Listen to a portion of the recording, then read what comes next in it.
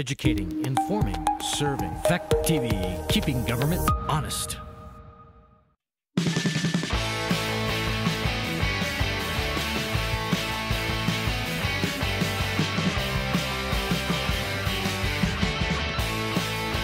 It's 6:01 p.m.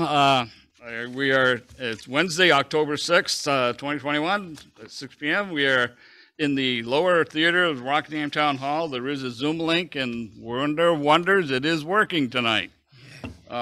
So they are able to, there's a few people out there in TV land. So before we start the meeting and the agenda, we do have a change to the agenda, and that is a liquor application. So we'll be meeting as liquor commissioners for the Flatiron Cooperative. I think everybody got that in their packet. It says it's time, the email to me said it was time sensitive, and generally if it's not on the agenda for action, we shouldn't be taking any. So if we take action tonight, it will have to be ratified at the next meeting. And Scott is aware of that. So that being said, if anyone has any questions on the application, I have one. In reading the addresses on the listing, there's one that says Highland View in Bellows Falls. Is anybody familiar with that address? I have not found Highland View in Vermont in Bellows Falls. I know there's one in Westminster, but not in Bellows Falls. One of the applicants' address was given as 63 Highland View, Bellows Falls, Vermont. Does it have a BF zip code if it's? Pardon? Does it just have a BF zip code? Which is why it says Bellows Falls. That's what, well, no, it says that, but it also says Bellows Falls. So. No, I know, but like my address is Lower Bartonsville Road, Chester, Vermont, and I'm in Rockingham, so I don't know. Yeah, I know, but I don't know. Could be a post office. Even if she is, it should say actual residence on the application. I'd state probably question it, but I just brought it up for point of information. So that being said, if no one else has any questions, I'll entertain a motion to approve or disapprove of this application. And it'll be coming around for signatures if we so approve. I move that we approve the license application for Flatiron Cooperative for a liquor license and tobacco. I'll second that. The motion has been made and seconded to approve the liquor application for Flatiron Cooperative. Is there any further discussion? Pardon? Should we say it's a first class license? Yeah, it's first class in a restaurant. Are there any further discussion? Hearing none, all those in favor would say aye. Aye. Aye. Aye. All those opposed, nay. Motion carries. It's coming around for signatures.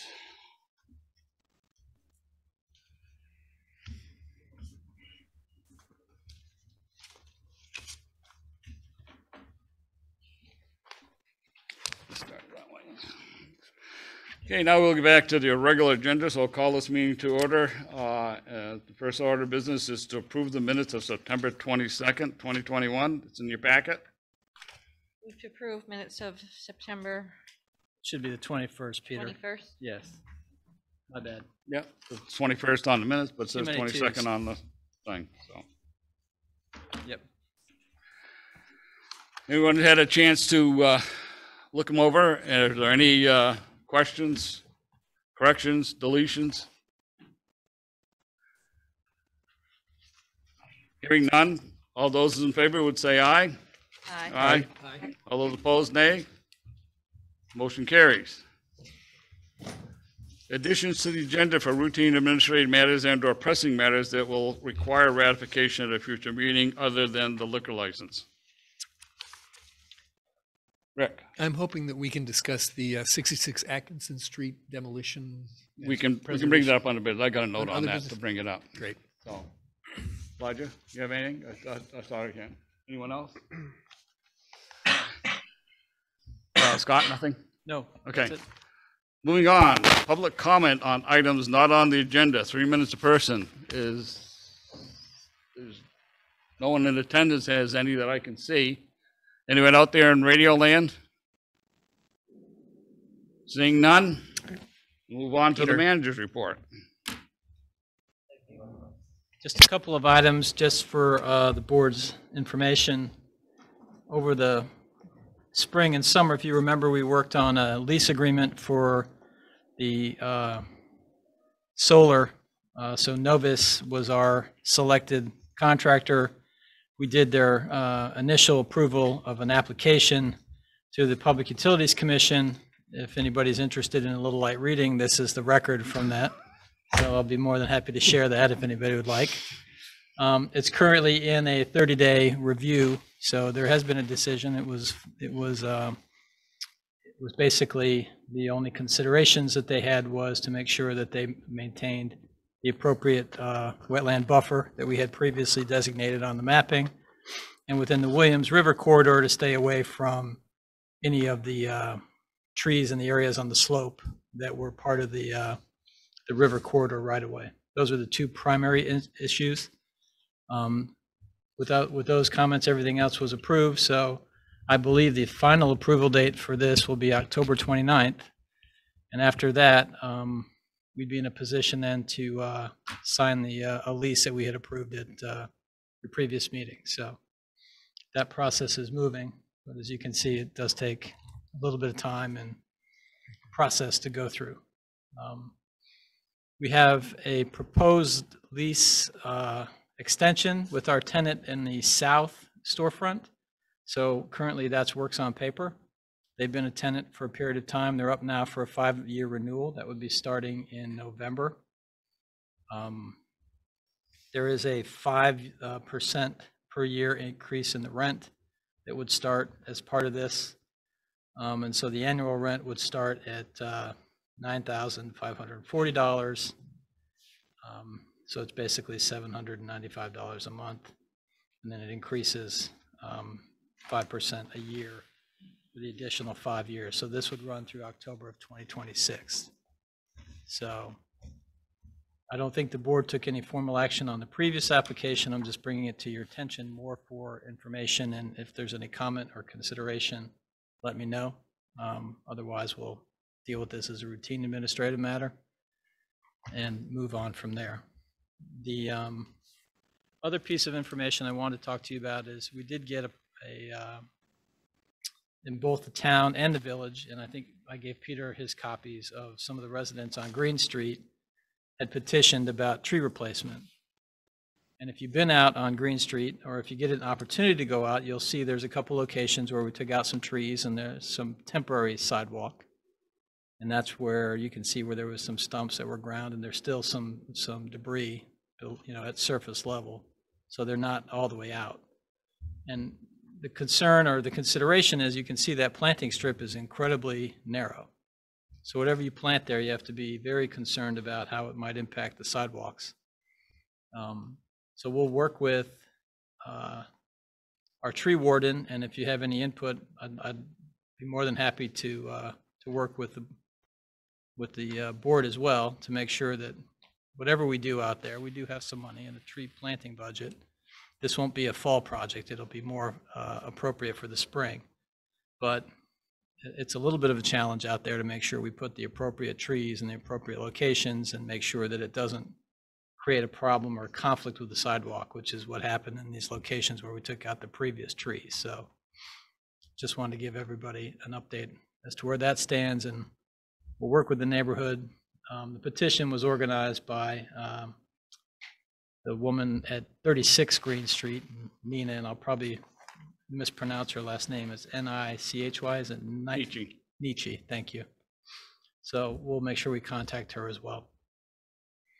Yeah, she's a good friend of ours, and I also know her daughter. She's also a good friend. I did transmit that same information you just said about working through it till springtime. Yeah.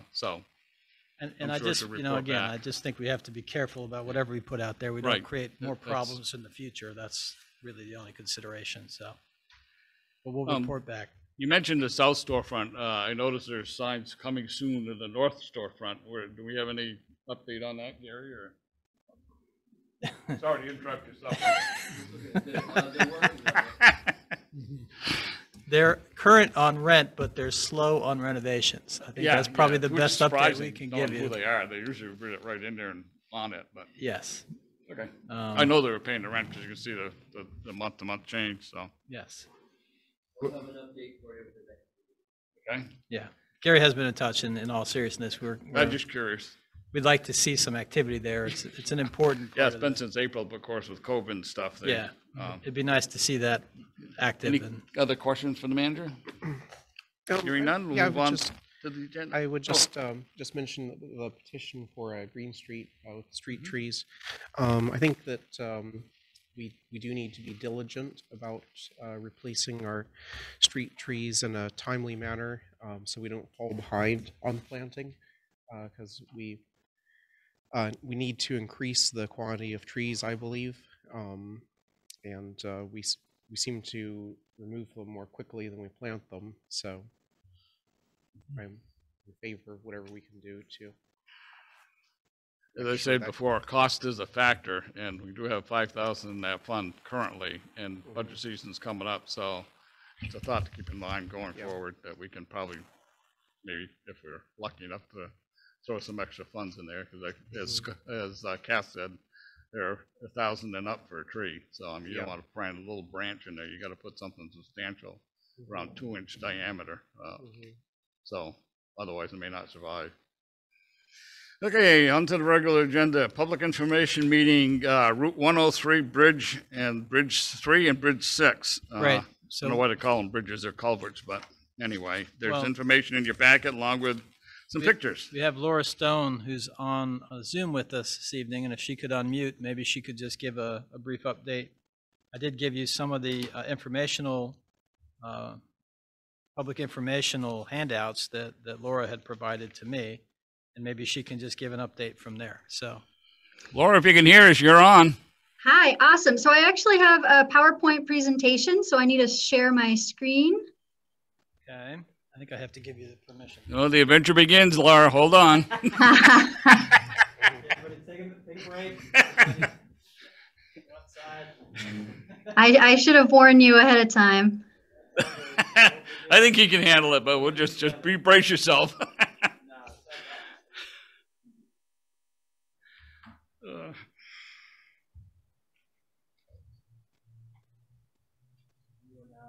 The joys of virtual meetings. Oh, yes. Okay, it says you are the host now, Laura. Okay, so here we go. Sharing my screen. Hopefully you guys can see this. Here we go. Yep. Awesome. So I do have almost 50 slides tonight, but I'm just going to run through these really, really quickly. And then if there's anything you want to take more time on, I know you have a long agenda tonight, and I saw the Vilas Bridge later on in the agenda, so I'm sure that's going to have a lot of discussion too. So this is the regional concerns meeting for bridges 3 and 6. I'm going to start with bridge 3. It is called a bridge because it's over 6 feet. Anything with a span of 6 feet and over is considered a bridge. So I'm Laura Stone. I'm the scoping engineer. Also in the audience is Rob Young. He's going to be the design project manager. Tonight, we really just want to give you kind of an understanding of the scoping process, the existing conditions of the culverts, talk about the alternatives we considered, and what we're going to do here with these bridges. And then provide an opportunity to ask questions, voice concerns. That's at the bottom there, but you can ask questions anytime throughout. So here's a location map. There's Bridge 3, just east of Narrows Road, and Bridge 6, just west of, I think that's Town Highway 100. So there's an aerial view of Bridge 3. This is a culvert under a huge amount of fill. You probably don't even know that you're driving over a structure when you drive over this thing.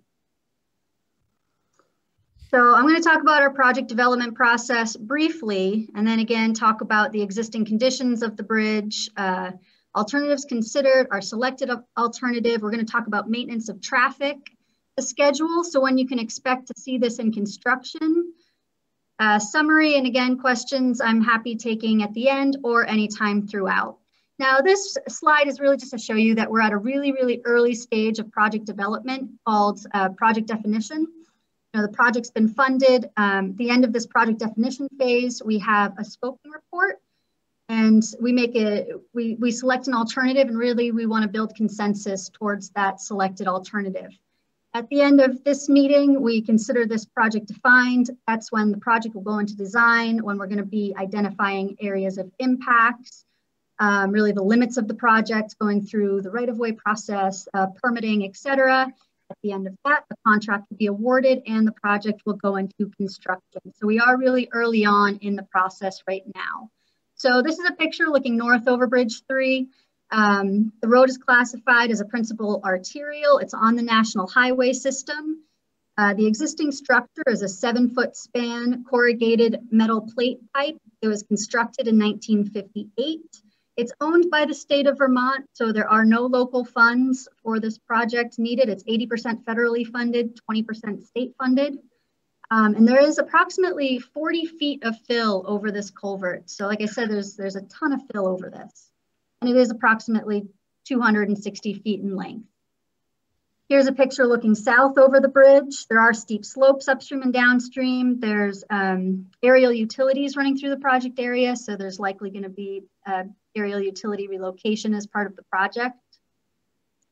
So existing conditions, the culvert's rated as poor, especially the first 70 feet of this culvert. There's a lot of large holes right through the invert or the bottom of the culvert. And then beyond that, there's small minor holes through the barrel, but overall we consider it in poor condition. The culvert does not meet the minimum bank full width, although it does meet the minimum hydraulic standard. And the shoulders along Vermont Route 103 are substandard by 2 feet. So here's a picture of the barrel. Again, it's rated in poor condition. There's a picture of the inlet, the outlet. So we do have this drop here, which is really difficult for fish to navigate. So currently this does not pass fish. And we'd really like to provide a structure that will pass fish upstream and downstream. Here's the barrel again. Picture looking downstream, so some resources in the area. There's northern long-eared bat habitat, which really just restricts the time of year that we can do any tree cutting. There is a small area of wetlands to the north, several rare plants in the project area, and there are prime agricultural soils. This is a picture looking upstream. Directly upstream of this bridge, there is a culvert. And I believe this culvert is right under what used to be its old Route 103. So as part of this project, we are going to be considering removal of this culvert, but that will be determined in the design phase, whether that's included in this project or not. So this is really confusing. Left is right, right is left, up is down. So north is the bottom of the page because we like to keep you on your toes. So this is Narrows Road up here. This is that small area of wetland to the north. These red lines here is the existing right-of-way. You can see there's like some fence here and the contours. You can really see where old Route 103 was located. So right here at the top of the page in the middle is that old existing box pipe. And this gray line here is the culvert. So design criteria, there's an average daily traffic of 7,300 vehicles per day, design hourly volume of 1,100 vehicles per hour, and percent trucks of 18.7. So fairly high traffic and very high truck traffic. I mean, this Route 103 is a very important route for trucks. So these are the alternatives we considered. We looked at a culvert rehabilitation. If we put a liner through this culvert, it would become substandard hydraulically. A liner would have about a 20 to 50 year design life based on that poor rating. Next, we looked at a new precast box or 3-sided frame. So that would be another buried structure that'd be buried, 40 feet under the road. Very, very long structure. And then we looked at a new integral abutment bridge. So what we recommended here is a new integral abutment bridge. It's going to have an approximate 150-foot span. Kind of the reasons for choosing this rather than another culvert. There's improved fish movement, so fish really don't like those really long, dark culverts. Constructability, it's very difficult for the precast plants to construct that length of precast box. It would be about 270 feet of precast, which is kind of a big task. And aerial utility relocation is a lot easier for the bridge option. So the new bridge, it's going to meet the minimum, it's going to exceed the minimum hydraulic standards and the bank full width standard. We will construct a 12-foot, 10-foot typical section to meet the minimum standards. And so those are 12-foot travel lanes with 10-foot shoulders on either side. And because this is on the national highway system, we designed to a 100-year design life. Here's the proposed layout of the new bridge. Again, that's showing that 12-foot, 10-foot typical, 100-year design life. This is an approximate 150-foot span. There's the proposed profile. So really you have a structure now that you never really know when you drive over it, but now this is going to be more of a conventional type bridge that you will notice driving over. Maintenance of traffic options we considered. We looked at an offsite detour. The shortest detour route around is 28 miles end to end. Just due to the high traffic, especially the high truck traffic, we decided it wasn't a good idea here. Phased construction, just because the amount of fill that is over this culvert, the 40 feet of fill, it would be a lot of excavation to hold up. And we're not sure that we'd be able to construct it in one construction season. So the next option is temporary bridge, which is our selected method of traffic maintenance. So the temporary bridge will be a 2-lane temporary bridge, so we will maintain 2-way traffic over the temp. It can be constructed either upstream or downstream of Vermont Route 103, and so that's going to be decided in the design phase. So I'm going to show both the layouts here. This is the upstream temporary bridge. It's really constructed along the same alignment of old Route 103 and put right over that box culvert. And a downstream temporary bridge layout. So the preliminary project schedule, we expect this is in our budget for the summer of 2025, and a total estimated cost of about $4.9 million. Again, there's no local share here.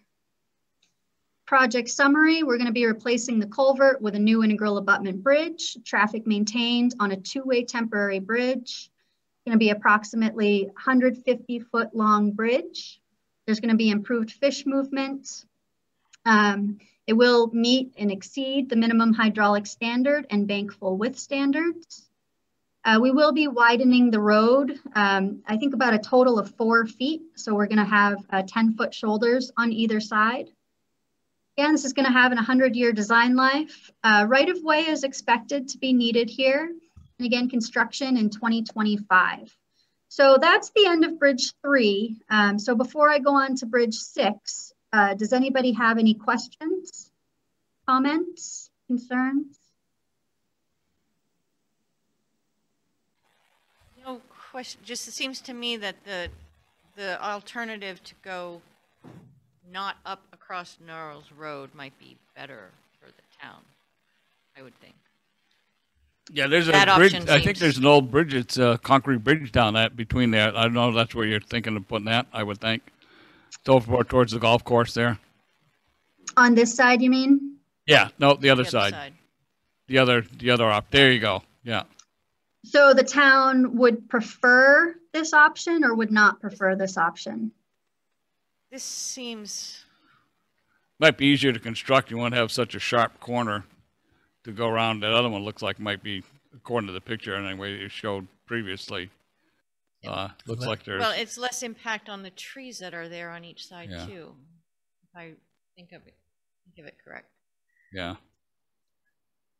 Yep. And it's Okay. not crossing our dirt road. Yeah, so this really isn't showing. So if we were to construct on this side of the road, and there is a lot less fill on this side of the road, and because there is a structure there, it might be the easier side to construct on. So if we were to construct on this side of the road, you know, we'd put an apron here. We would make a new entrance.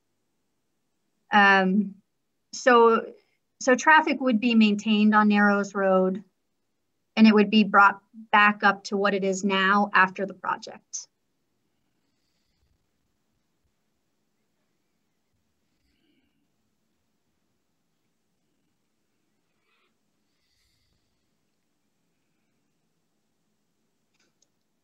So if no other comments or concerns, I'll move on to Bridge 6. So this is Bridge 6 over Vermont Route 103. It is located at the top left of this page here. There's the aerial view. Looks very, very similar to Bridge 3. Here's a picture looking north over Bridge 6. Again, it's the rural principal arterial on the National Highway System. This structure is a little bit bigger. It's a 10-foot span, corrugated galvanized metal plate pipe, constructed in 1962, owned by the state of Vermont. There's 40 feet of fill over this culvert as well, and it has a total culvert length of 222 feet. Here's looking south over the bridge. So existing conditions, this culvert's also rated as poor with a heavily rotted and rusted out invert. So the bottom of the culvert is really rusted out. It does not provide aquatic organism passage. So that's that fish passage and other aquatic species. The culvert does not meet the minimum bank full width. And the shoulder on the northbound side of Vermont Route 103 is substandard by 1 foot. So here's a picture of the culvert, rated a 4. It's in poor condition. There's the inlet and the outlet. So you can see that this culvert has that same drop that Bridge 3 has, that makes it really difficult for the fish to make their way upstream.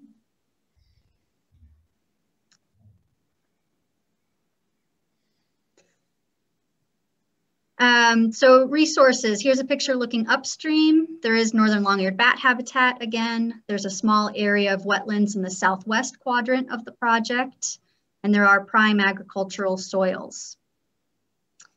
So here's the existing conditions layout for this bridge. So this picture is like if you're like a bird looking down on the road. So this gray section here, there's Bridge 6. This is that wetland area. And again, this is north is pointing down. And the red lines here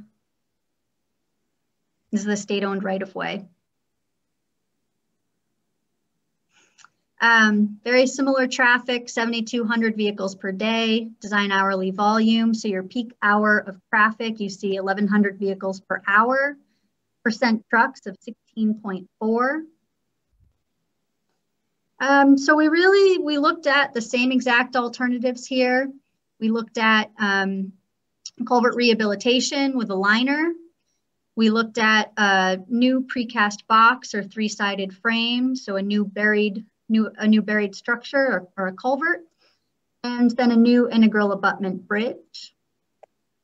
And what we recommended for this project was a culvert rehabilitation with a pipe liner. So we are going to be lining this culvert. Really the difference between this project and Bridge 3 is that it was a little bit larger. And so we can, it does meet the minimum hydraulic standard when it's lined. So we construct a beveled inlet for improved flow into the culvert. Baffles would be constructed throughout the culvert, along with several downstream weirs, and that's really so we can allow fish to pass upstream. It would meet the minimum hydraulic standard. It does not meet the minimum bank full width.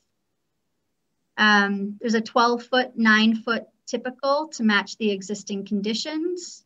It's slightly substandard, but it's acceptable for rehabilitation. I think that's it's a comfortable width for bike traffic. Is quite, 9-foot shoulders is quite large still. 50-year design life we would expect out of a culvert liner, and no right-of-way needed.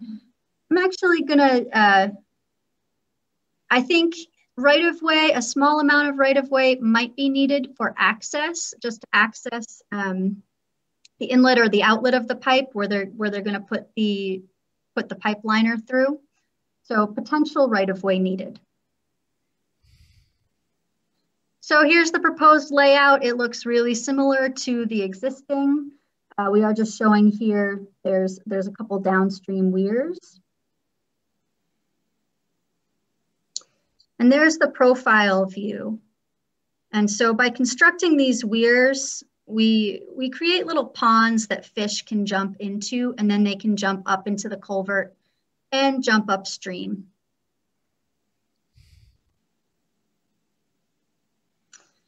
Maintenance of traffic, there's minimal traffic impacts for the rehabilitation option for a liner. We might have a temporary lane closure while they're kind of bringing materials into the project site, but really minimal traffic impacts.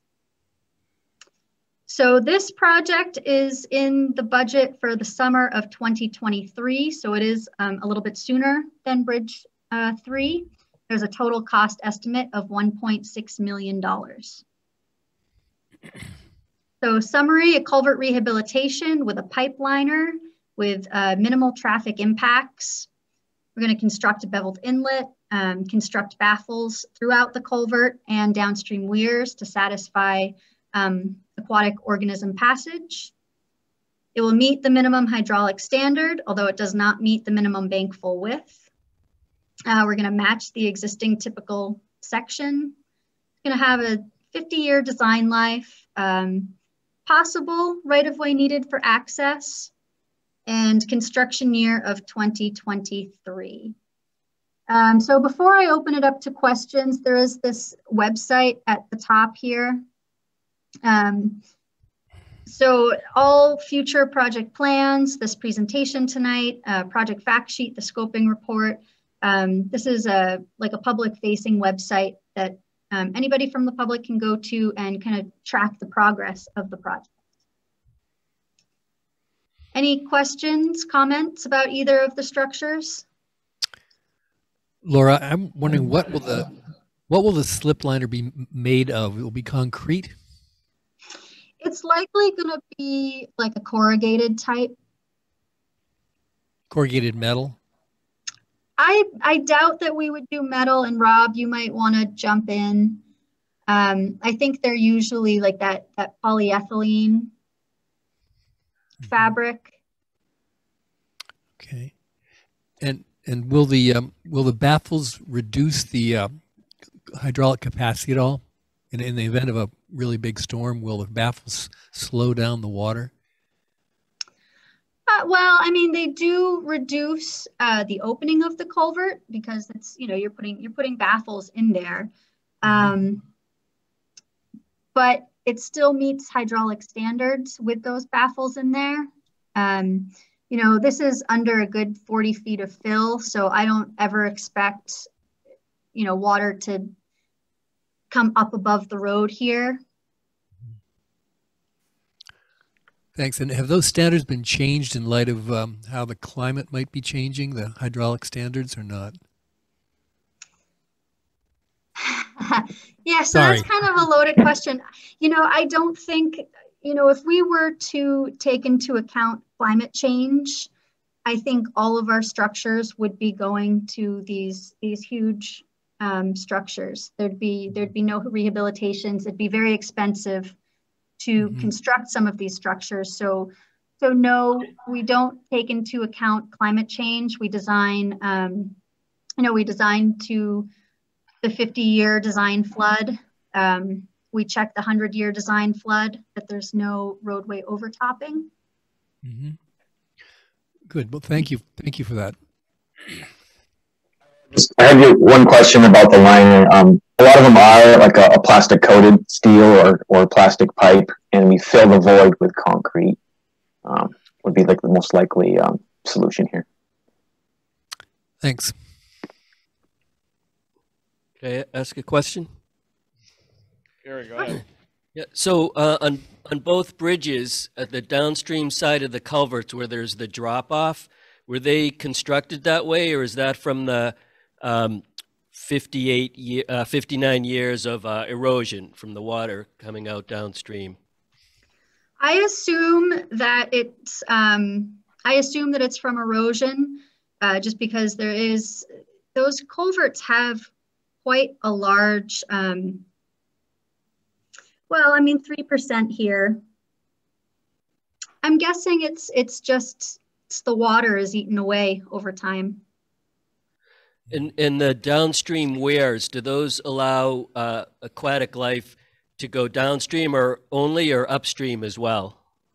Oh yeah, yep. So they can go upstream, downstream. So what happens is, as you can see, like the top of this weir that's closest to the culvert, that's kind of at the same elevation of the inlet there. And so there's going to be a little pool created. And so they say that fish can jump as high as the water is deep. And so that creates, and there's going to be a little pool there, so they'll be able to jump up into the culvert. And those baffles that will be constructed, so that's for fish passage. So they can jump from baffle to baffle into the little holding areas between baffles. So they will be able to jump upstream. Great, thank you. One last thing, could you just read off that website to track the project? It's hard to see them. It was kind of tiny blending in with the screen. Sure. So there's actually two websites. So this is the website for Bridge 6. It's https://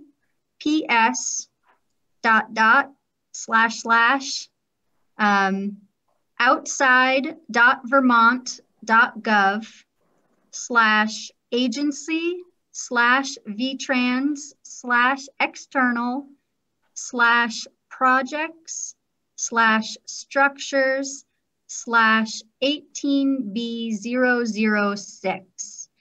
And the website for Bridge 3 will be the exact same website, but those last 6 digits, so that's the project PIN, that's like the identification number for the project, is 19B209.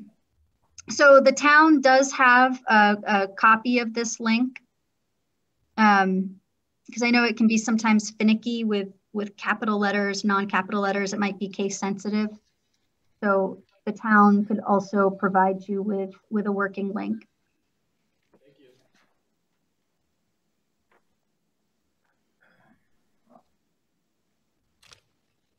Okay, does anyone else have any questions for Laura? Hearing none, I guess you're free to go, Laura, if you're willing. Great, sure. Thank you. Thanks for the help. Thank you, Rob, Laura. Thanks. Scott's going to take back control, hopefully. I think you're back.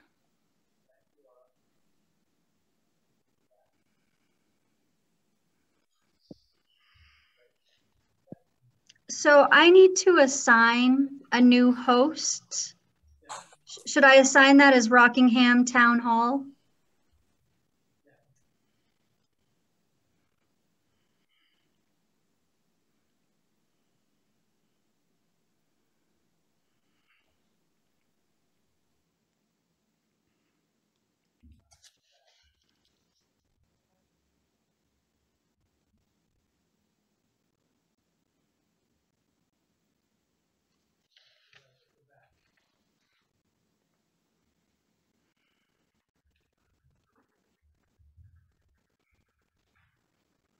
Anyone still hear us out there? Camilla, you on? Got the thumbs up, so I guess we're back in business. Yes, Next I order of can hear you. business The next order of business will be to adopt the errors, omissions, and additions to the grand list. You're it, Kamala. Okay, all right, happy to address that. We have one error that showed up shortly after the errors and omissions that you all encountered about a month ago. And this is with Comcast. They have 2 accounts. This is one of the accounts. And essentially there were extra zeros that made their way in on as they were being typed. It's a typo problem. And with a small correction of cleaning up those zeros made for a rather large correction, but we also had to correct the actual amount from the inventory that they provided. So the results are on your form there, and the net change to the grand list is minus 5,871.57 in grand list terms. Are there any questions? I was just going to ask that, Camilla, but thank you. Okay. Seeing and hearing none, I guess take a motion to adopt the errors and omissions report as presented. I move that we adopt the errors and omissions report as presented. I will second. Motion's made and seconded to adopt the errors and omissions as presented. Any further questions? Hearing none, all those in favor would say aye. Aye. Aye. All those opposed, nay. Motion carries. Coming around for signatures. While that's going on, let's go to the approval for application of transient merchant's license. In your packet. So this is just a very small outdoor yard sale that will support the River Artisans Cooperative. It'll be done basically in front of the storefront area, and they wanted to do it on the 16th of October.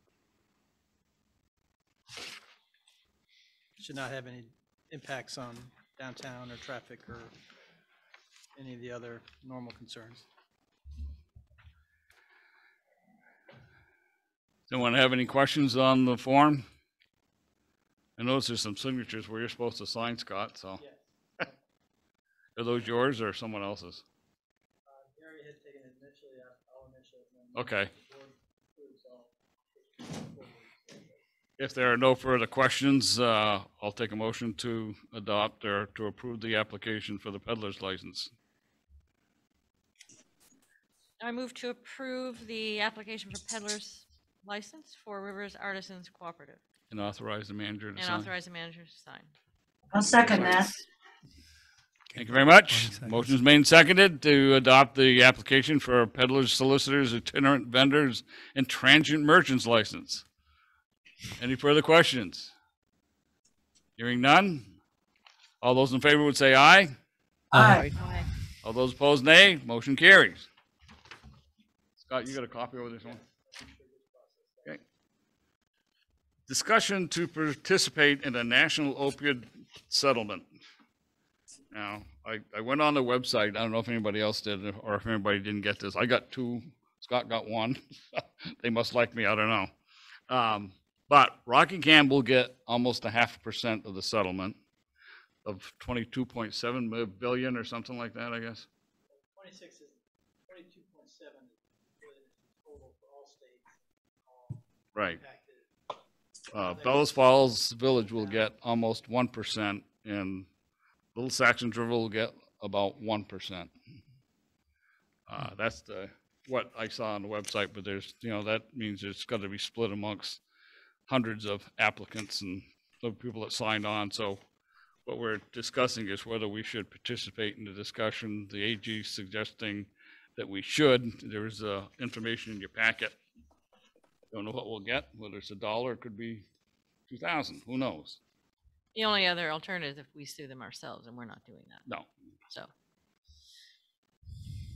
So, if there's a consensus for us to pursue this, Scott and I will work on it, or Scott will send in, just get us registered, and then you just get a bunch of paperwork to follow up.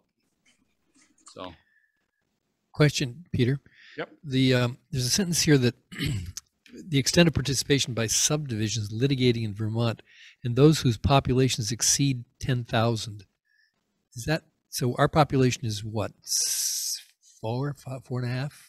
Yeah, but we are listed, Rockingham, Bellows Falls, and Saxon Drury are listed as participants. Oh, good. So All right. for Vermont, so we can, I don't know how they got on there, but anyway, the percentage of distribution is by population. So of course, Bellows Falls having the biggest population, you get the bigger cut of cake. So Right. Okay. Thanks. so is there consensus from the board that we have Scott or whatever to pursue this and just get us registered? And Yeah. all right, Fine. you're all set. Got traveling orders on that one. All right. Okay, next was the discussion of the Violas Bridge, and you see in your packet a lovely little breakdown there. So I just want to give the board the actual, this is a draft, right? So it's in the process. This is their 10-year plan. So you can see that it's a 2023 through 2032. We have the ability to comment in writing up through November 8th. So I wanted to bring it to your attention since we have communicated to New Hampshire DOT in a variety of forums how you want to pursue at least commenting on this as it goes forward. So that's the reason I wanted to at least bring it to your attention for tonight and get a sense of how the board would like to communicate formally so that we can have it submitted in the record before November 8th. Has there been some history, Scott, of this being on the list and getting pushed down? People have told me that there's a game that's played where we're number 10 on the list and then we become number 10 on the next 10-year list. Is that how it's played? Well, what's interesting this time is you can see we're in the first year of the 10-year plan for preliminary engineering, which brings us at least into the world of reality. Now, you can always push out construction years, and that's part of the whole, you can see it goes through phases. And, you've got fairly large gaps between the initial engineering in 2023 and then the construction, which begins in 2028. So that is always a concern, that there are changes in these plans over the 10-year period. They don't stay static. And the other concern is you can see that it's a little confusing, but Gary and I will make sure that we are right. But if you see the non-participating, and that's under the program section of this phasing, it talks about non-participating other. So that is monies, I understand, that have not been allocated through the New Hampshire DOT, so they will have to be provided through other sources. So it's basically, if you do the math, they've funded about a little over 50% of the $17 million, almost $18 million price tag at this point in that 10-year plan. The bridge that's being built between Hinsdale and Brattleboro, Vermont picks up a chunk. I know New Hampshire owns to the western bank of the Connecticut River, but there's a lot of expense of building that piece that goes into Vermont from that point. I don't see any reference to that here, Vermont's participation. Well, it's interesting. There's usually a formula as to how bridges are allocated between jurisdictions. And in past bridge projects, it's been a roughly, I believe, and Gary, was it 90-10? Was that the share? 92.5% New Hampshire, right. 7.5% Vermont. It's based on New Hampshire owns to the high water mark on the western bank, and so how much of the bridge is beyond that versus how much of the bridge is on the other side.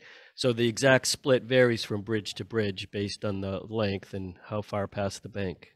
Okay. So I think one of the comments that we thought would be appropriate is, and we've talked with Peter Welch's and other federal officials, would be to communicate back to New Hampshire that we would like to see it funded at that traditional percentage split. It may or may not get any traction, but at least it's a starting point for communication. Good. And see what other types of, again, what other things you would like to include in that correspondence.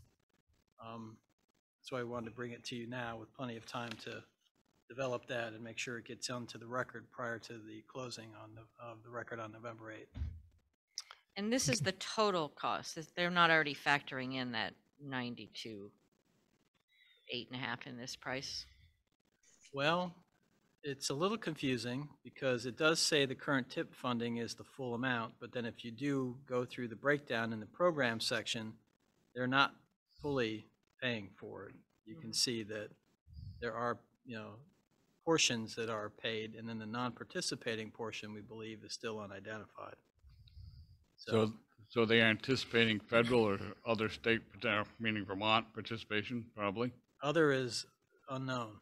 Yeah, that's the point. Could be federal, could be state of Vermont, could be local, could be, I don't know. I mean, it's unclear what that is. It's not designated. Is there an individual that you actually talk to at NHDOT, or is this just all through papers and emails and stuff? Well, the specific person that we have to send this to is a PE named William Watson, and he's in Concord. Mm-hmm. And I don't really know much more about him or what other responsibilities he has. We can certainly reach out to him and try to get more information. I would love it to, if we could have a conversation with him and just get some of the questions that we have about the Vermont, New Hampshire, the timetable, the other funding sources. Yeah, the definition of other is a pretty important thing. Yeah, exactly. Yes. $8 million, right? It feels like it's very purposefully incorporated. Other. Right. Okay. Undefined other. So, yeah. All right. Well, thanks if you can do that. That would be great. Well, the other interesting thing is if you look up the top, it says pending approval.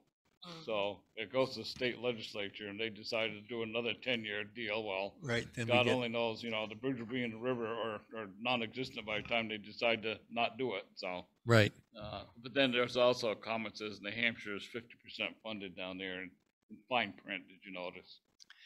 Now, the sewer line that runs under there, it is, there's no danger to it from the state of the bridge now?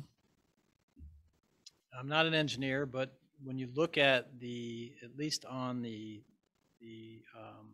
surface of the bridge, it does not look great. There are holes that are opening up in that. Mm-hmm. They do periodically test the structure for deficiency. So at some point, I think that will be a concern. Exactly when that's going to happen, I don't know. Mm-hmm.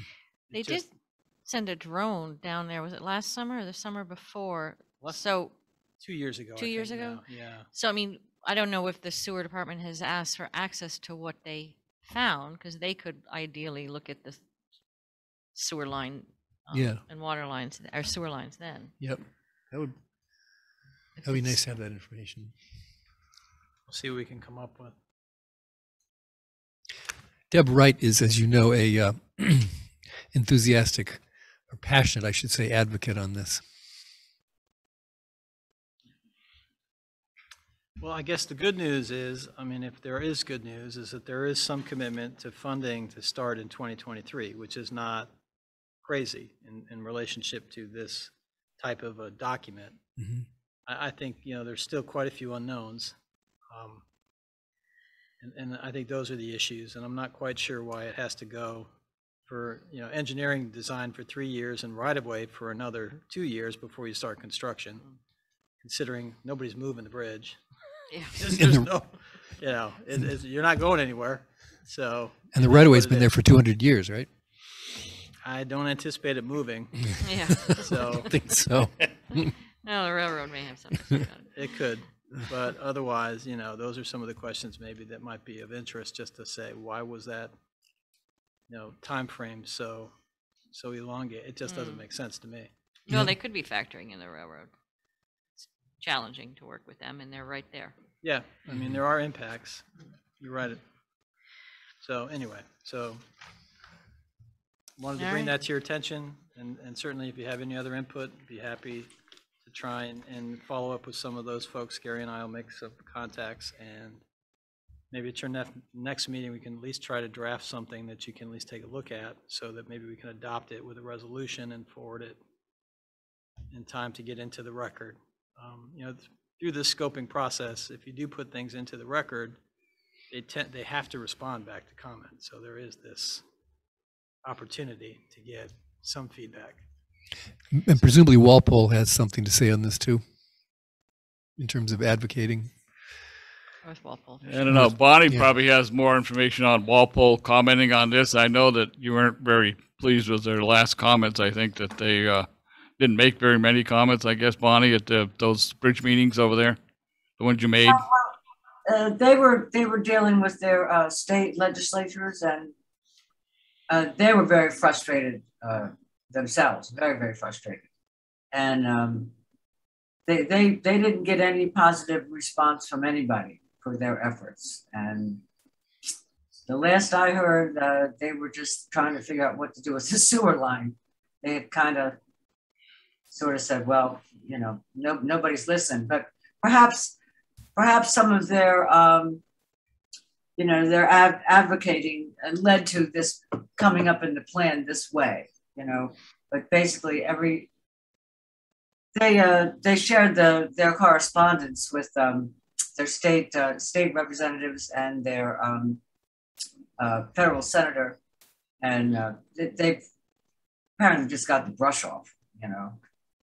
But maybe somebody listened a little bit enough so to have this appear now on the DOT roster. But that's it. Okay, is there any other further discussion on this item? Well, just that we can't rely on this, so we've got to keep all of our other efforts definitely. going. Yep. So, okay, let's move on to the next one. This is the adopting municipal planning grant. So there's Gary, I guess, is packet. you're up, and Amy is here from the trustees. So if you have any comments, Amy, you need to come over where the mic is, and there's plenty of chairs here.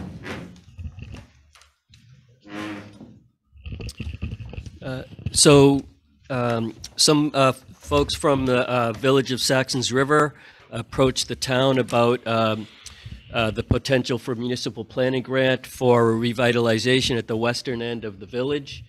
And spent a lot of time with public process, the planning office, trustees working with Saxons River, and Amy ran a bunch of public sessions getting input, and the application that you have here is the result of that.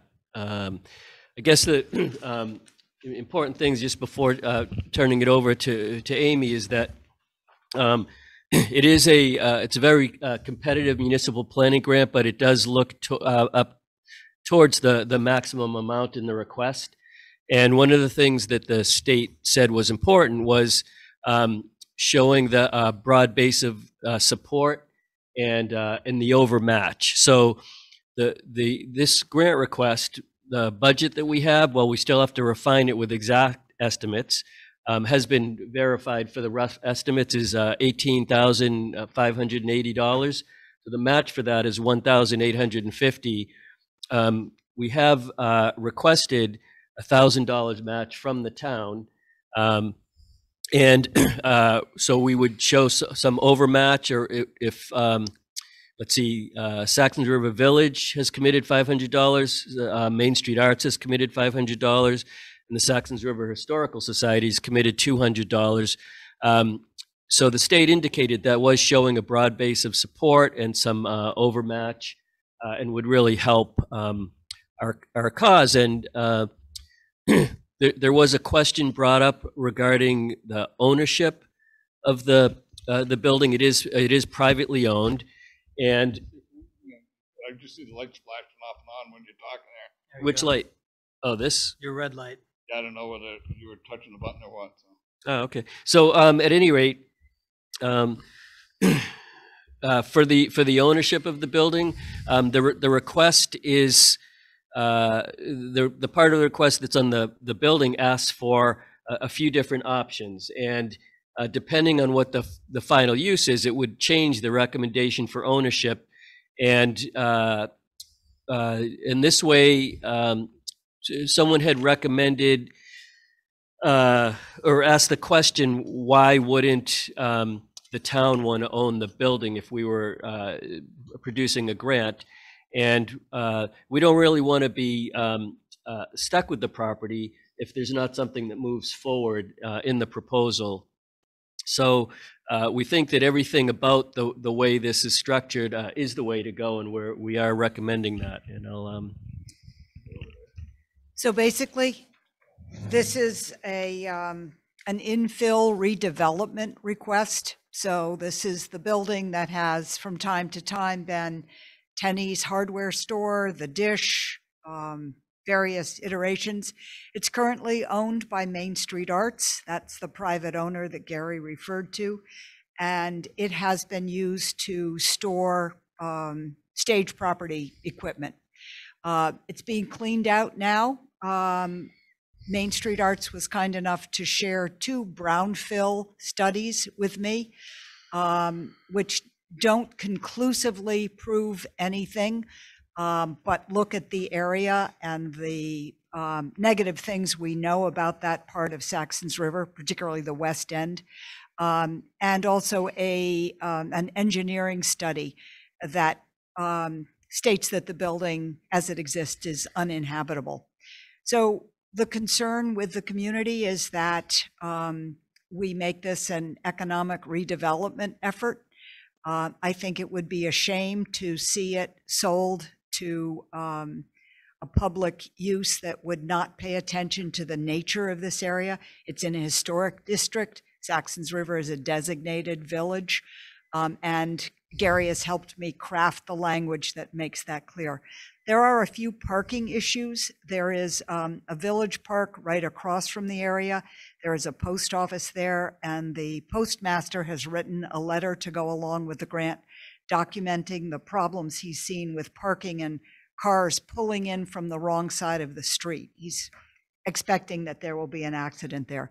Those are issues that have been brought up before by the Planning Commission. And I will say, as a relative newcomer to municipal planning, it's been great to have the support and the advice of the Planning Commission. But it is a community-based project. We looked at a number of projects before we settled on this one that is specifically around the streets and the building at 37 Main. So if there are questions, I can give them to, I'd be happy to try and answer them. I believe you have a copy of the grant? Yes? Yes, No? there's Yes. one in the packet. Yeah. Yeah. Well, I'll jump in, and you and I have already discussed this at Recycle, and We did. I'm not against this this grant at all, but my question is, why is the village not the applicant instead of the town? Maybe that should be Gary's question.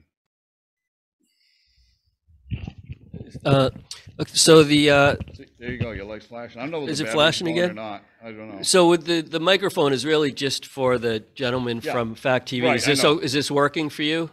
Okay, it So- just keeps flashing. That's all. I don't know whether it's a loose or what. So basically, the development office for economic development projects works for all of the town, including Saxons River, and we're psyched to be able to do a project that helps the vibrancy and economic development of the designated village of Saxons River. So that's part number one. Part number two, the village of Saxons River is not eligible to apply for a municipal planning grant. It is required that a municipality apply, and there's not. We did check with the state, and the way the village of Saxons River is organized, it is not an eligible applicant. Geez, I was going to say for a minute they were non-existent non-entity because they're not a municipality, but they seem to be in their own little thing out there. The other question I had was on the operation of this grant. Rockingham's going to have the liability of the grant, and then Saxons River is going to run the show. I mean, according to what it says in there, they make all decisions who they hire for their plan or whatever. I just wonder why the town would not have a finger either through you or. Yeah. So Maybe that's on there and it's just not written in there. I don't know. Yeah, so I think the project team includes the town staff. So Chuck, Scott, Gary are included for input in the project team.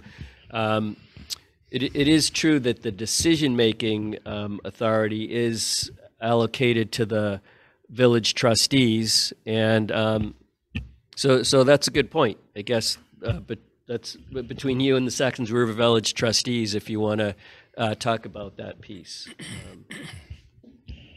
So My thought is that Saxons River pays taxes right into Rockingham, and we're part of the entity.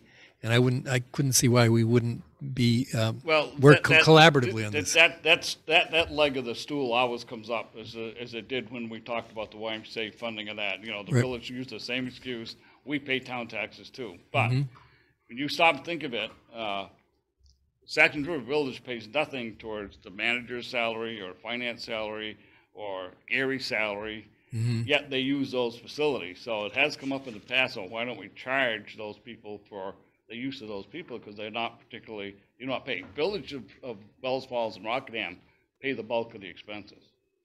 Right. Yeah. So, I wasn't aware of the financial arrangement. So I mean, that's the other side of the coin when you say that they pay taxes too. And I know that situation comes up all the time. So Right. But anyway, that's just a way of looking at it. Saxons River has also lost 15.2% of its population in the past 10 years, and I think the village needs. I think the need is there for some new energy, new planning, and this would this is it's a 0.41 acre lot, which is a very big piece of land. Oh, I know. And it's a significant. I measured that. It's a significant part of what the village is about. Because I measured that for the fire station one day in the drizzling rain. And pardon me? I measured that in the drizzling rain for the fire station up there. Did you? And tried to convince them that they should look at that, and nobody wanted to listen. So, and I explained that to Amy. So okay, I didn't know about that conversation. So Peter, question. Oh, I'm sorry. Go ahead. Go ahead, Bonnie. You got something? Then we'll. I just wanted to chime in on that last topic.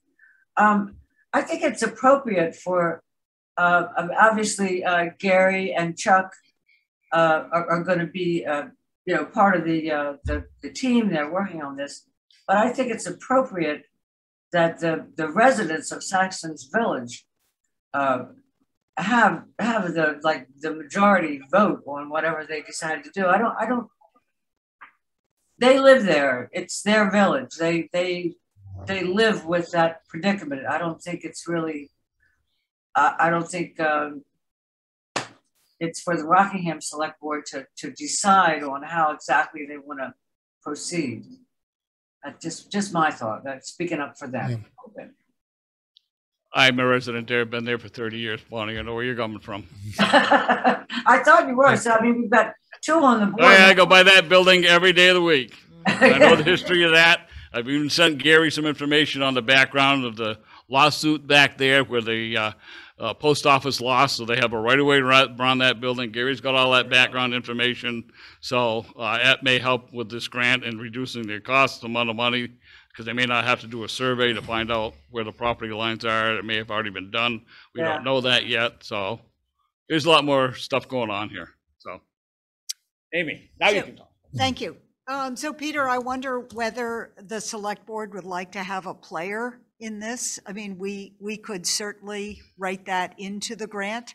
I am envisioning written into the grant already are 3 community meetings. And of course, there are lots of people who have a stake in the health of Saxons River. So it's not like those community meetings are going to be limited to people who live within the village. No, I have no problem. I'm not suggesting that a select board member be, but I didn't know that Gary and Chuck and everybody else is involved also. I assumed he was because he's submitting the grant, but it's not written in there. That's why I was just questioning it out.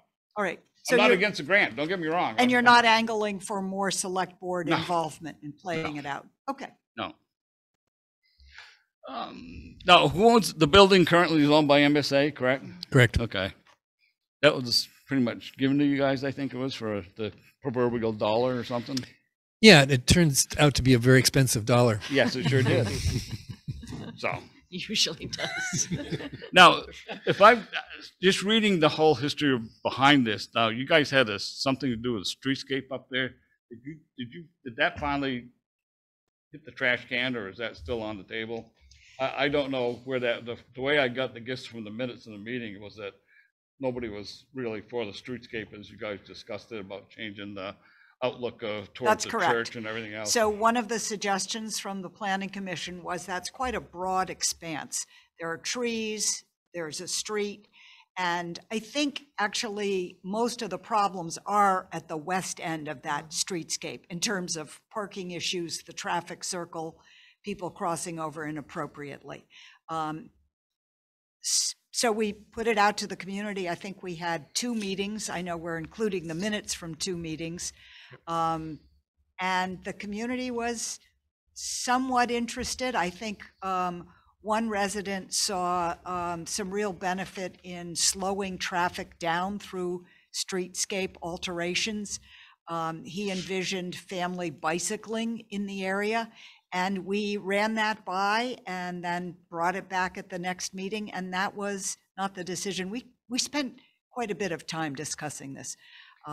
So I just have to tell you, you play it out and see where the interest is, and it was that 37 Main. The other project, and I know this won't surprise you, was could this municipal planning grant be used to build a new fire station? And the answer is no. No. It's not Yeah, that kind yeah, of grant. I knew that Yeah. going in. Yeah, but I But wanted to say that. It's just interesting because having lived there for 30 years and watching the parking issues down there, before the park was installed, people going to the post office used to park over there on the vacant lot, and then they would cross at the crosswalk. And I do know, because I've talked with Mr. Belcher down there about the parking situation and the sidewalk, and every time he's got a question, he's always calling me, but that's no problem. That's what I'm here for. But it's going to be interesting to see what the plans come up with, because what they do with that lot for 37 Main is going to have a lot to do with parking, because you really cannot narrow that street down much more than what it is now, because if you get snow out there, I know Matt Brennan's one of the first guys that calls up and says, you guys got to come out here and pick up the snow, get it out of the street, because it's not wide enough. So narrowing that street, I don't see as a possibility. I travel that several times a week. I think so the village would agree with you. I think you need to be careful with that one when you go into that. I don't know, that's So- just my observation. What the grant calls for is 3 alternatives, because we're very aware that we could pick one alternative and it just wouldn't play out the way we expected. Yeah. So we're hoping to have, out of the 3, 2 viable alternatives. And we haven't put anything in that limits what those alternatives Yeah, no, would I'm be. just curious to see what's going to come out of the whole process when it gets down to the actuals, see what they, envision for out there.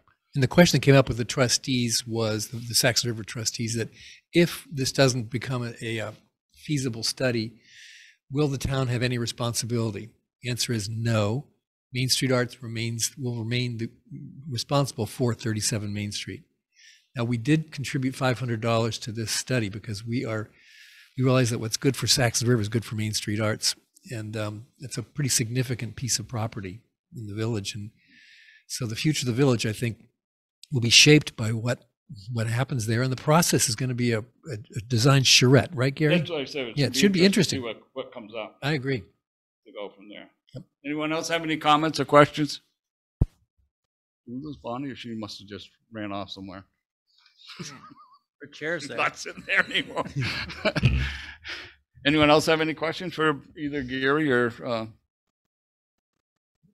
You all set? Yeah, I just wanted to say this process includes going before the Planning Commission, which this did 2 weeks ago. And the Planning Commission recommends this to the Select Board, and they've signed off on it. And then there's that resolution that I was goes. just looking for my copy here. Just see if there's, but you have this one here. We can use this one, I guess. And that's the other page I was looking for. I know I had one here somewhere. So if everyone is done running these people through the knothole, I will entertain a motion to approve or adopt the planning grant application here. And I move to adopt the municipal planning grant for the Saxons River 37 Main. okay, there's a few blanks, such as who's going to present it would be Scott and Gary, I think would be on there. So Do we have any to other? authorize the manager to sign, or Yeah, No, the whole so- board has to sign this. whole So board I've got a sign, sheet, okay. so it'll come around. Okay. Oh, yes. Does this motion have to authorize the $1,000 as well? No. It's included. If we adopt the resolution, it's included on that. Thank you. So, we wouldn't short you. Geez, you live down the end of my street, you know, I gotta be careful. I've one typo correction here. We've got some pubic meetings that we probably should fix that. What's that? If you look, it says pubic meetings, not Oh, does public. it? Yes. A couple of different places. Oh, maybe they're gonna. I don't know. I don't want to. don't know. I don't even think about that. But anyway. Any other comments? No, but we Hearing- need a second. Hearing none, do we have a second to the I motion? will second that. Okay, motion remains seconded to adopt the municipal resolution or the resolution for a municipal planning grant. And the board needs to sign it and the appropriate blanks will be filled in. So, all those in favor would say aye. Aye. Aye. Aye. All those opposed, nay. Good Motion luck. carries. Okay. Fingers crossed. So you're all set. Good luck. I'll be interested to see the plan.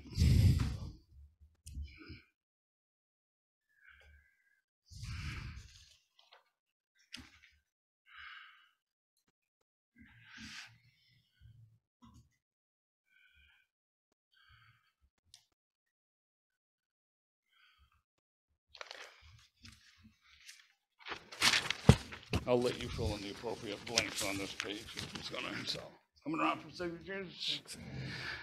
The next item will be our finance update, and I guess Scott's ran off, so maybe get some information.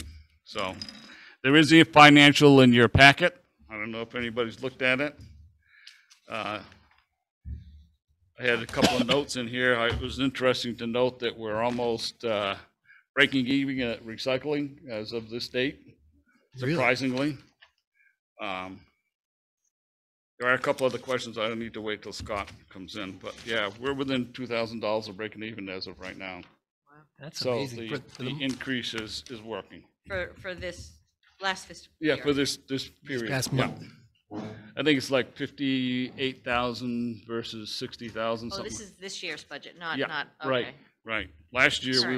we were behind Right. 100,000. So, That's but good. as of this printing, we're running neck and neck. So we should be, hopefully, if it continues, we should be right where we hope to be. That's good news. There are a couple other notes I had here. There he is. So as soon as the victim sits, we'll put the fire to him. Raise my right hand. That's right. Swear to tell the truth and nothing but, yeah. I do, yeah. I was just updating them. I was just noticing the recycling as of this period is pretty much neck and neck. So it looks like if that trend continues, we may be where we hope to be. We're approaching what we had discussed, which is the break even, and Yeah, we're approaching that. We're about $2,000 within that, according to what I see on this report. we're trending in a positive direction, that's for sure. That's what I'm saying. Yep. And if anybody wants to know, and then for the public, I'm down there doing a food scrap survey to see how many, and right now I've been down there 3 days and they've filled up 3 pages of information down there as to where they're coming from and what they're dumping, how many containers of stuff. We've got a lot of 5-gallon containers down there. And- So and if that'll they be have- interesting. I'll total that up hopefully for the next week meeting or in the 1st of November. So depends on how long I stick it out down there. So, Thank you for doing that, Peter. I noticed that you were also asking people if they have compost facilities at home. well, some of them have compost, but because of the animal situation, the bears and skunks and raccoons and everything, they're not using that currently until I guess winter hits, and then they resume with that. Some of them have garbage disposals in their house. Yep. And those people that have septic systems are a little nervous about using them because they can plug your system up if you overdo it. And some of them, it's interesting to notice that in your sales now, they're not pushing garbage disposals. If you ever notice on advertisements for any of these kitchen places where they redo your kitchen stuff, very few people are now saying garbage disposals and stuff. It's 'Cause they're- interesting. I just thought it was interesting. Because they're so problematic. Maybe because of problems. I don't Yeah. know. Well, a lot of people, like I use it for bones and things I can't use in my backyard. Yeah. Recycling or compost. Right. So we'll have a report on that going forward. Scott, do you have anything? I got some questions or just some comments on this. We're going. Well, there's a few items that we're still working through. In fact, this afternoon there was a whole host of emails back and forth because we've been working through the 2018, 2019, and 2020 articles from the town meetings to make sure that we had created the appropriate accounts, transferred the appropriate balances, and there's been, some back and forth about, for example, the meeting house and some of your specific activity about that. So Gary and I are working with Walter to make sure that we can track those funds appropriately.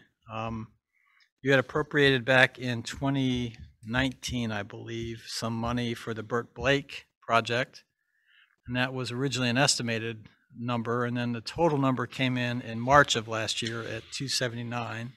So there's some accounting that has to take place for that, since that was a previous article. And as we had discussed, there was also a sewer extension bond that the final payment due is roughly 9,000 something, and it came through our, as a typo, it came through in our budget of last year at 97,000, so it was approved at 97,000. So those funds are available to you, and we'll have to reprogram that at a future date as to how, since they are raised by taxes, those are monies that we've already raised through the tax rate. So those are a few of the highlights that we're currently working on, and like I said, some of those were as late as almost 5 o'clock this afternoon, so they won't be reflected, all those changes, in your current balances. Yeah, I was glad to see that she found the extra 10 grand in the unfunded, unsafe building account. That was another issue that had been brought up previously by the board, and I believe it was Peter at some point, I can't remember when, had So questioned I where sent her that back- was. I sent you guys back a message on what I could recall of it. So. And so that money is also going to be part of our discussion of 66 Atkinson, obviously, since we've approved a contract for that. That will be part of that payment. But anyway, so we are still not done, but we are closer to done than we have probably another week of work to do. One final follow-up with our auditors to make sure that all the journal entries and all the accounting is accurate, and then we'll have the finals closed out, and then all of the updates for your current budget. So we should be in 100% go by the 1st of November for where we want to be. Going forward on your road maintenance here in the highway department, I noticed that. What page are you on, Peter?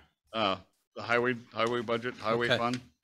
I noticed that we're already overspent on the road materials. Is any of that to do with the flooding? Most of that's to do with flooding, and that'll be part of our reimbursement. We had our first call today with our FEMA people. So we're in the process now of putting all that documentation together, and we'll be submitting that. The same with the pavement maintenance, but that's because I think of the Grizzle Drive overrun or something, I think. Well, you had also authorized the additional 100,000 last year for additional chip seal.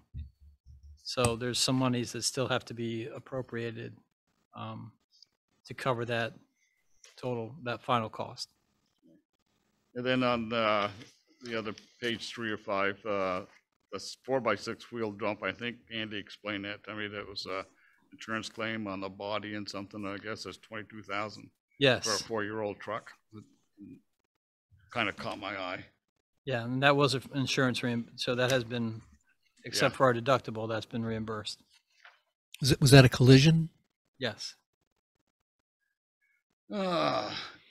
One thing I noticed in the general fund, it's a good thing, but what's that Adventure Day camp? Is that something new that they started? 'Cause I mean, we got quite a bit of participation there, I guess. It's over. The revenue was over by 600%. If I remember, I think that's the one for the kids that are a little bit older and they do more field trips and that kind of stuff. I can't remember the age cutoffs for that, but I think it was very well subscribed, and I think it did very well. Okay. Now, under transfers on page 4 of 13, general fund, $150,000 for use of unsigned fund balance. Did we vote on that out of? Do you remember what that was for? Wasn't that part of it was highway, wasn't it? I I'd think have to go back and read the thing, but Yes. 100 was highway and, 100 was highway. that's what I thought. but I don't remember the 50. Yeah, I don't know what the 50 was for either. But now I can go back. I just noticed it was so. And then on page 5, we're having fun with the town hall internet. That's up 100%. We're almost out of money on that account. Same with IT support is about 0.5% now, half spent. And I think some of that is because of allocation. I don't think it has all been Okay, allocated. it just, Right. I I'm think seeing it's just been it's- expense that hasn't been appropriately allocated, so I think you'll see those. Especially after 3 months, it's just. Right, they'll come back to a, Now, page 7 of 13, there's under the town-owned property, it says maintenance of the stable building. That's been gone for 2 or 3 years now. We don't even have it down there. That line probably ought to be removed. it's an old account, right? Yeah, it's an old account. Now, page 8 of there on the backside is county tax. It's a 0.5%, and talking with Monty Barnett again, I noticed I was kind of getting on him for raising up. It used to be around the 30,000 thing when I went down there a couple of years ago to argue it. But he says it's going to go up again because the sheriff's department evidently is in trouble with their pension. Evidently didn't budget for a pension. So that's going to be increasing. I don't know how much, but hopefully not too far. We have a contract with the sheriff's department? No, well, only for dispatch. Oh. That's through the building of Bells Falls, nothing to do with us. Okay. But it's just the county tax we have to pay, and it's going to go up. I was around 30,000. All right. So I had a question on the IT stuff, Scott. Was there talk of bidding out the IT support contract to a new vendor? Yeah, we're not going to do anything until I get a new finance director to take on another project at this point. Okay. It's just not happening. no, I know we talked about it because that came up a couple of years ago. We Yes. talked about it. Were we going to go out for bid on it because it was over, running over at that point. Right. And it's just been Yeah. put off. And There are other people that do it. It's a time-consuming bid to go through, and then Yeah. But yes, we are going to commit to doing it. Are there any local people who could do this? Because I know that these people are based in where, Montpelier or Burlington? They're upstate. Most of the folks are statewide, Mm-hmm. and very few are southern Vermont. Most of them are central or northern. Okay. Thanks. Okay, continue on page 9 to 13, under the insurance, workman's comp and the buildings and contents. I know I got an idea on the workman's comp, but the buildings and contents is at 73, almost 74%. Are we done with that, or is that, have we still got another payment to come? Well, usually they bill us annually for that. So Oh, was it annually? Okay, yeah. so we may be all right there. I think we're okay, although you're going to see an increase in that for next year because of the cost of Yeah, the other one I building know is some materials have ongoing gone up, cases so we got you going can- on there now, so. You'll see that one go up for sure Yeah. for next year. And I think I'm done with this next question, but it's on page 11. Under capital projects, the clock tower lighting for $8,800 and the pump track, I think both of those were grant funded somehow or other, I believe.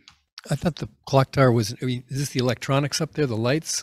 Yeah. That was an individual I think Gary gift. got a grant for that, I think it was a gift from We the- did get some, we got I don't know, but it was 100%, but I know it's got. actually, that's less than And I know the pump amount track of the was a gift. grant too, I think. Is that correct, Eric? Yeah. Yep. So, I'm done. Anybody else? No, just to comment that it looks like the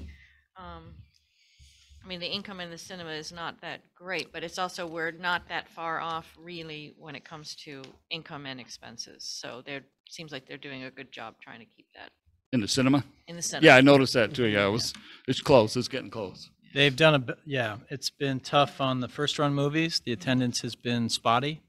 They've done very well on the Wednesday night events, and a couple of the live events have done very well. how this is going to go forward, I think we've all talked about. We do have the Shutter Venue Grant, which is carrying us right now and helping.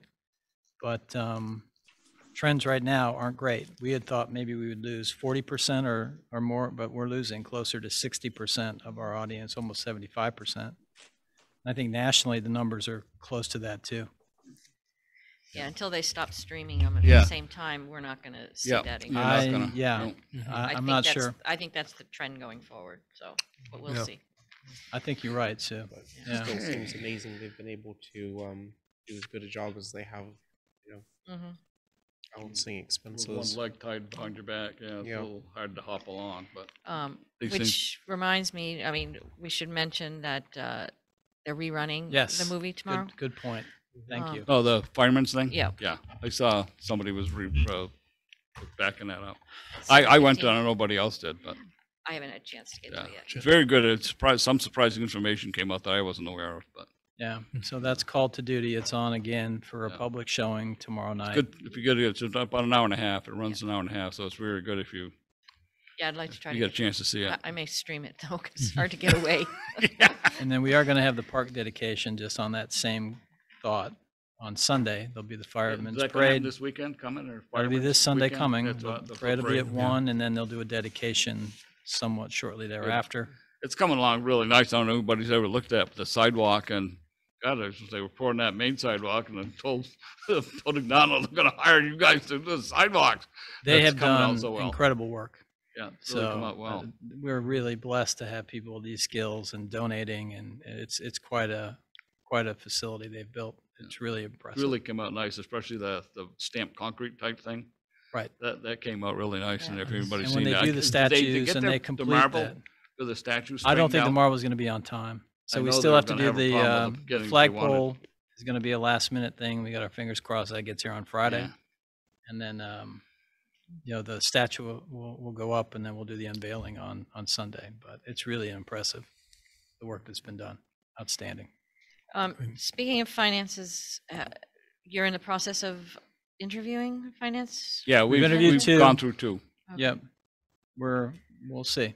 We've We're- got some feelers, and it's We've a gone tough through two market, of 'em, and as I you think guys Scott was are trying to well hook aware. two more in, so Right. see where we go. Yeah, no, it's an impossible job to fill in any time.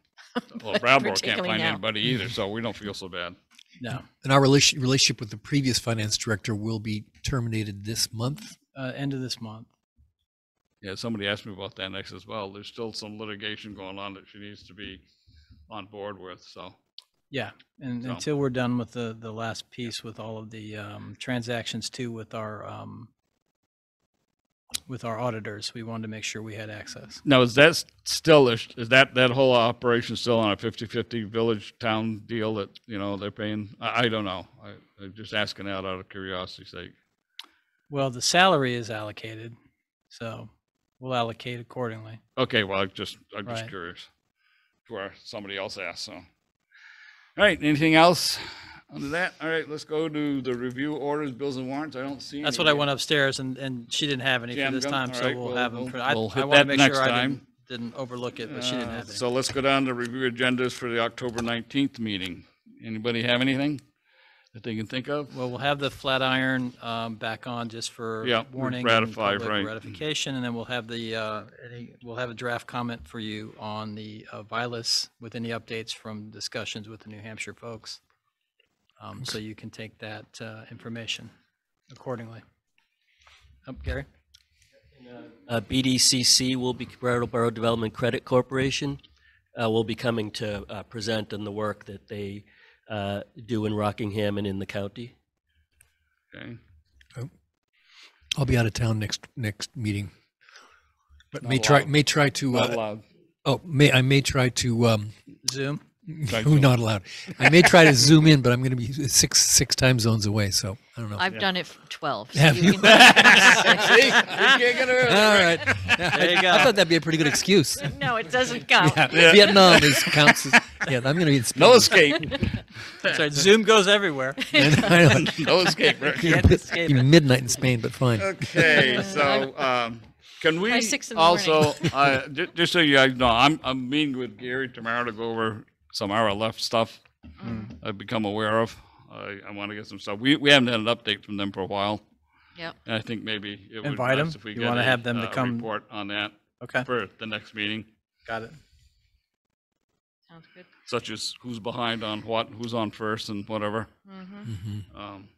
So, okay, about items for the joint board. One more thing though, Whoop. I just to go, maybe not for next meeting, but when we're getting close to budget time. Yep. We normally start at the beginning of November. Is that still sort of, I mean, because you're dealing, Yes, we're going to Still have with- the budget calendar, Okay. hopefully, at least, Peter and I haven't put it together formally, but we'll sit down over the next 2 weeks and do a draft and then get it out to you guys to look at probably at your October meeting and start it up in November. So be thinking where you want to see the budget land, whether you want increase, decrease, even Steven, whatever. So give the board some, or give Scott and the finance some direction which way we want to go. All right. well, and I also So- think, I don't know whether we wait till budget or if it's not too full on the 18th, if we really need to start this long-term. Oh yeah, no, planning we don't want to wait like discussion. we did the last time and then end up saying, take it down a penny and something like that. No, I'm saying our long plan, capital, Yeah. because our debt is going to start to go Right. down. We've got to think about discussing these long-term capital Yep. fund stuff. And in the middle of budget, when we're going line by line, it usually doesn't happen. So I don't know if that's something we want to do before. I think that's another thing we got to decide on how we want to do that budget. Do we want to do a line by line thing or let them come up with a draft budget and then we I pick think, it Sue, apart that from there? makes sense to have a separate discussion in November, just have a capital Yeah. discussion, long-term debt update, and then take input, because that's a major piece of how we're going to start to build. Because Yeah. it always gets pushed off. It always gets pushed Yeah. off. And I think it's important to do Right. that first as we look Sure. towards the Well, I budget. think we can That's- commit that's a to good that for idea. that first meeting in November, and then work into the budget from there. Yeah, and I'm eager to hear more about this stuff so I can, start getting a better feel of it, and how, learn some more about it. Now, the other thing that's been asked of myself is, from the village side is, do we want to do the formal review of Scott on our somewhat like or don't like form that we Yeah, I say I've got revised that- about 14 that- That times? long form. Yeah. Well, I You can I start took that tonight. from You might have it different- done in 2 I weeks. took that from 4 different reviews, and that's what they ended up with. And then all of a sudden, now we don't like it again. So someone else is going to put one together, and I'm not doing it again. No, I don't blame you at all, Peter. It's just, No. I think No, that no. we have not come up with the right form for Yeah. our situation because we're very unique. We are. So I don't know. There's something to be thinking about for maybe the You want me to joint board. circulate that to you guys again? Because I have it. Well, yeah, I'll talk to Deb about it. She's All the right. one that brought it up. And Right. I don't have a problem, but it's just that he's been almost about a year. So, Be a year, the end of the month. it might I be think. nice to Yeah. just give it. We've had one cursory one earlier, but Yeah. at a joint board. So, Time flies. okay, agenda for, items for the next joint board meeting on 11:30. I noticed you put 11:30. I'd asked to because put of that on holidays, just I so that assume. we can update the tax sale, so we can get Oh, that okay. started before the end of the year. Because traditionally, if you look at the calendar, it should be in December. But I just think it'll get too late if we wait Yeah. until the December. Plus, you're going to be running the holidays and everything else. It's a so. horrible date. I think it's like Yeah. the 20. I don't even So. remember, but it was. Get that, Amy? Okay. I know the trustees have proposed that they want to join us this time. I think it's They a great took a idea. vote. They want to join us and we'll join So- the fun. I think the 30th might make sense. I if think that's a that good idea. works That's with a great everybody. idea. Well, they've always been invited, but they just, Yeah, but this is a new board. Every board's different. oh, I know. Yeah. I We had got a chat big with her table. about- We got lots of chairs. Yeah. That's true. You might have to get more microphones, though. Well, that's true. You dad we're going to have to share 1 to 2. Okay, if anybody else that needs think of anything for the joint board, let Scott or myself know. We'll get it on the agenda. Other business. Let's start with Sue. I'm all set. Thanks. Rick, you had some. I know you want. If you want to bring that up at this point. Okay, that's fine. there's I know that Chuck has been working to with you, Elijah, and also with Walter Wallace about the preservation of some of the artifacts at the old Methodist Church. And I've been following the correspondence. I think it's pretty exciting. But will there be numbers? We we had prescribed that we have an answer by what it would cost by the 19th, the next meeting. Is that still a realistic date? The Rockingham Historic Preservation Commission will be doing a walkthrough of the building with Chuck on Monday. He wants us to identify some of the things that we're interested in saving. So I'm very hopeful that when we specifically say we want to look at saving this, that we will get numbers of what it would cost to do that. Okay. My guess is, Rick, we won't turn that over to them till probably the 15th of November. We'll need some time to get numbers back, get it back to this board for consideration, and then back to the contractor. And we've talked to them. They have no problem. Good. With pushing back November 1st. So Walter Wallace has designed some of those wide floorboards for the Rockingham Meeting House. Well, I guess I have two questions, seeing as I'm the money guy, but where are we going to find extra funds? I know we just got 10 grand thanks to Cynthia's work and on the unsafe building fund. So now we're down to 8,000. We got to come up with. We adopted the budget. Good news, bad news is the bad news is we over budgeted for the sewer extension project, which was budgeted at 95,000. It's 9,500. Right. So there's some that's not a bad deal. Like anything, there's 1,000 ways to spend money, but I will have to bring some resolution back to you to decide how we want to move that, because that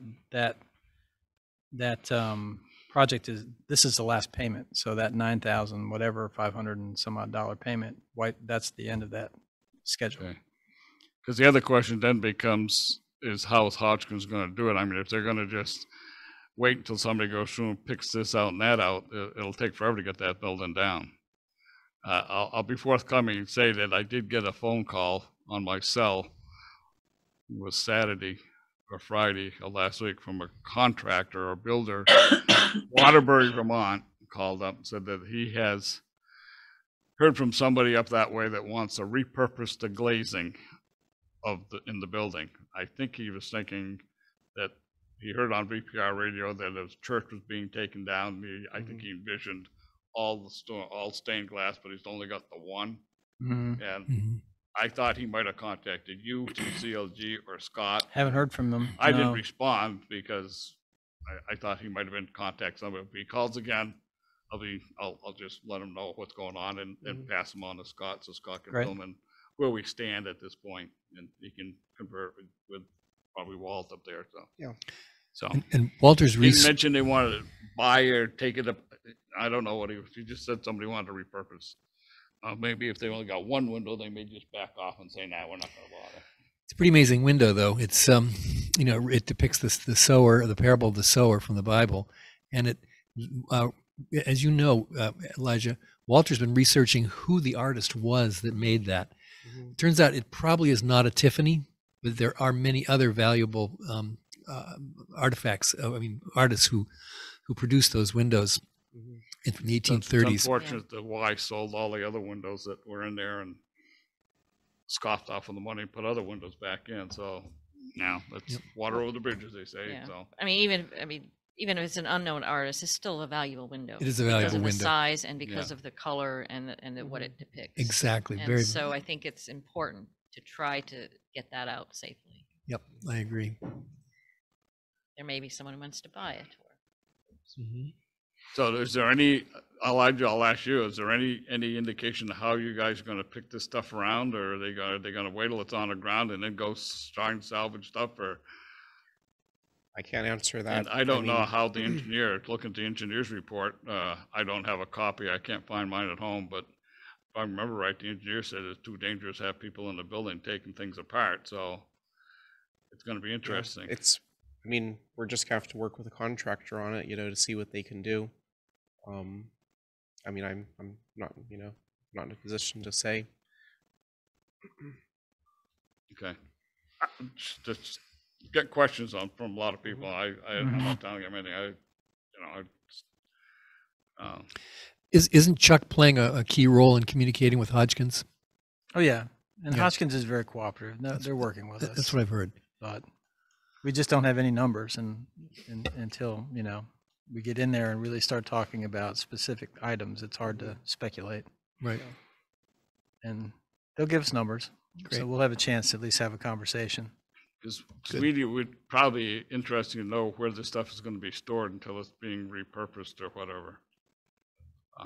I know we had an issue with that with the Barnesville Bridge, and I don't think we want to go through that whole situation again. I'd like clear direction on that.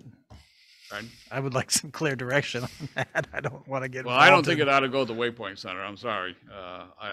My opinion, it's going to be cluttered down there. I think if any place it might make more sense to have it is down by the River Park down there, by the TLR mill and stuff down there. It may fit in down there. Just- And it may be attracting to get people to go down there. Mm, Who knows? I don't know. I don't think Waypoint is a place for it. yeah. Because especially if you're going to save timbers and stuff, I don't know, that shouldn't be stored outdoors. Right. Where they're going to go to heck. Yeah, it won't take much to warp it No. or to ruin it. And That's for sure. Exactly. You've wasted your time for nothing. Unless so, somebody's got a big barn that they're not using. Yeah. Yeah, I doubt that we would be talking about that much quantity, Historical Commission was just interested in having some just sections for remilling for window sash and molding replacement and repair. So I don't think there would be significant quantities that we would be interested in retaining.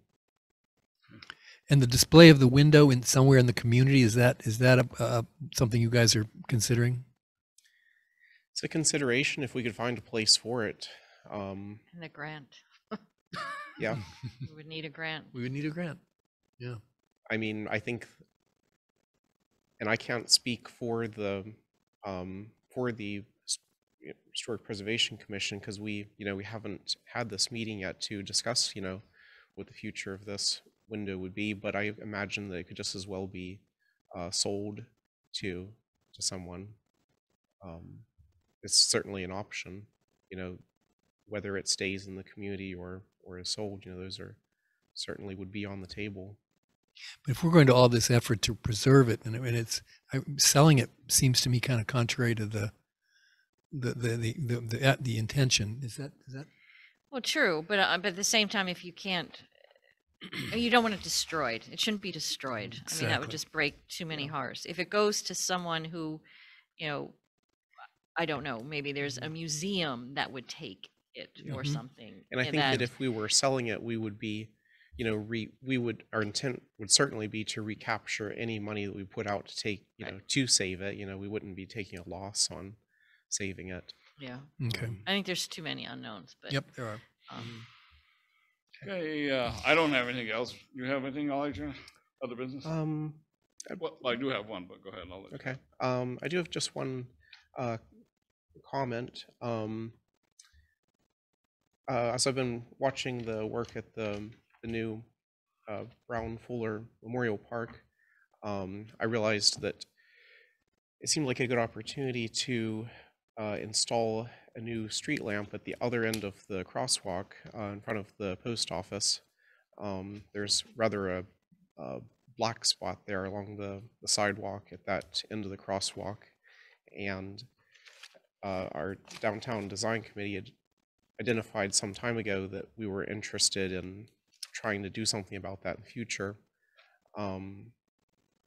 So just for pedestrian safety, and also to make the Bridge Street parking lot seem more inviting to people, doing visiting the square, trying to encourage people to use that parking lot more. I did ask about trying to incorporate that as part of the build out as the part of the park. It wasn't something that was able to be done right then, but it's just something that I'm interested in exploring in the future. The feasibility of installing a new street light at the opposite end of that crosswalk. If I'm not mistaken, wasn't there a street light down there by the post office? I kind of remember seeing the base. If you of look one at the down- bump out where it Right. terminates, there's a bump out with one of those dual head poles, but That's a what I lot of thought. that light's blocked by the tree that's there in that little bump out. And on the opposite side, on the park side, there is nothing on that No, side of the there street. wasn't anything there, no. So the issue that we had with trying to do, just even running the conduit, is there's still portions of the old foundation there from the old substation.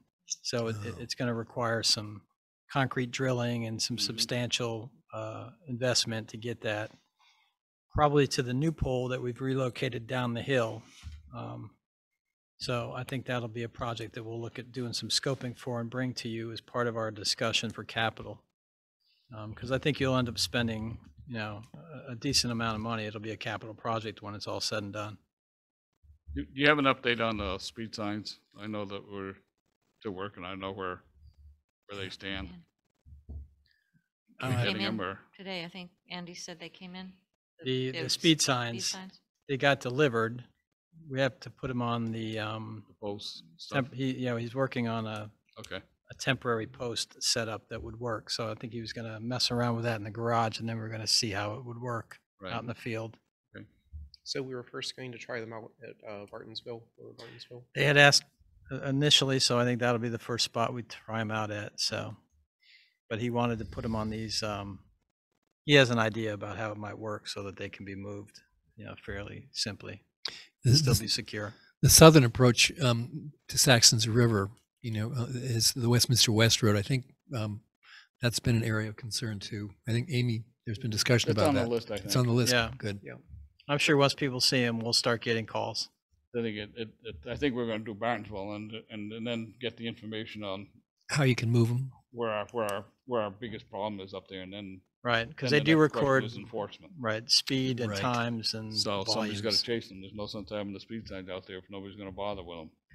So But don't people slow down when they see People them? do slow down. Some of I them. do, for sure. some of them do. Yeah. I hope so. Bonnie, do you have anything other business? No, I don't. Okay, just didn't want to leave you out. That's good. Thank you. Okay, no one else, hearing none, then we don't have a need for an executive session, so I guess I'll entertain a motion to adjourn. So moved. Seconded. Moved and seconded that we adjourned. All those in favor would say aye. Aye. Aye, we're dead.